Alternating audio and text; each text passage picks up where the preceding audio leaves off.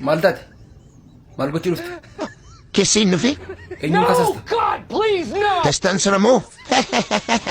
Dastaan sarmu kottume. Maaliif si kasasa seexanni kun maal gootee nati?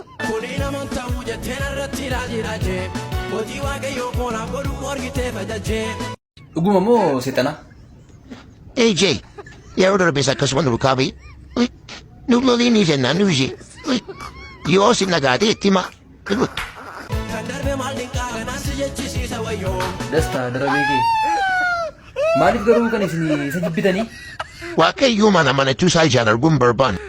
Akka inni badu barbaanna.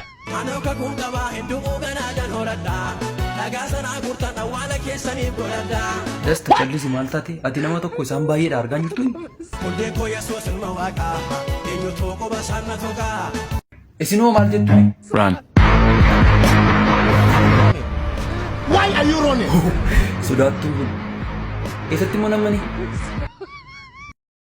Dasta deemati bakka. Mo'ichi kan kee ta'eera amma deemi. Mirgee kan koo ta'e oolee bulee alaabaa mo'achaa bulee galee inni kanaaf loluu gaara doosa na dabarsuun dayyuu akka goosa sichis gaadhi miti oolan deema jirma koorrattan kabajamaa hundee koo yesuus ilma waaqaa eenyu tokko basaan na togaa. Bilisee kottume jara nama akkasasuu beektu tokkotu si barbaada. Kottu waan ati isa goote ani hin beeku ija babaasaama akka nama beeleetti amummachaa dhufe silqimsuudhaaf.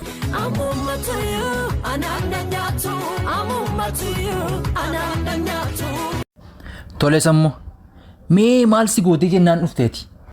Gara deemtutti aduusitti akka daawwitittiin dhagaa adda kee keessa siif kaanaan jetti akka lura danda'u duratti himaatee nan barra yoo ta'e amma ittan hima.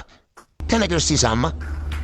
Bilisee dhuguma akkas jettee ni ati tolatti beektu moo inni waan siif qophaa'e fakkaata.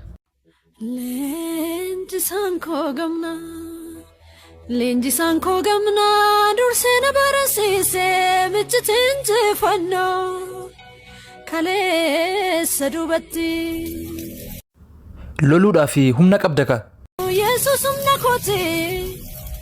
Lakkiin talattiin ana maqaa sanatti kaastiin ana arsiniti. Sookee turii na duraa nambarra kashiin goota akkan ta'e. Raana kamin? Hey, tasgabbaa'inu.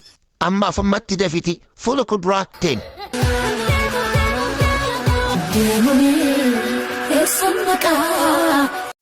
Asumatti dhaabaa.